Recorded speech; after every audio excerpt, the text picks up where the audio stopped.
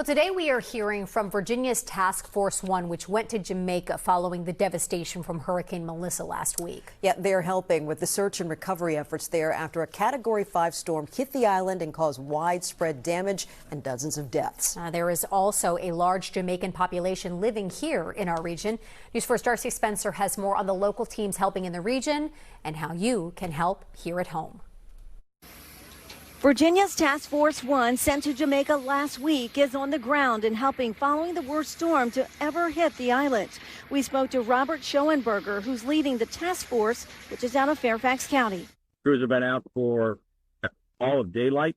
Ultimately, we've had obviously some canine docs, engineers trying to do some local assessments of buildings, open up some buildings. The task force took equipment as well as canines, paramedics, engineers to offer assistance to the people of Jamaica. They were able to clear fallen trees that had blocked an entrance to a school that was serving as a shelter. Getting into devastated areas has been a challenge. The water, where it has receded, has cut off a lot of roads.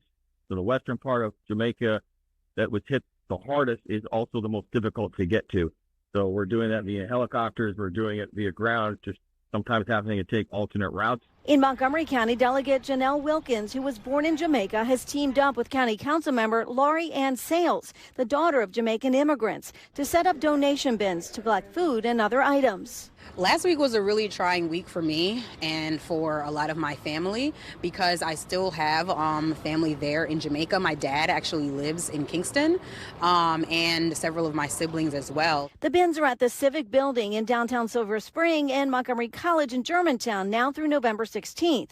People are already donating on day one. There are a lot of things that are going to be used immediately, from water to diapers to clothes. Wilkins says she's pleased to see people are already responding to the need. She wants to help others who've lost it all in the storm. I'm really lucky that my family is doing well and doing okay, but so many in Jamaica have lost everything.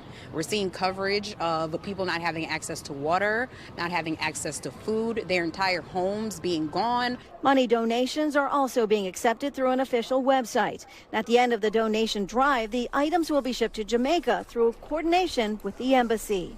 In Silver Spring, Darcy Spencer, News 4. They are also collecting hygiene products, cleaning supplies, flashlights, and batteries.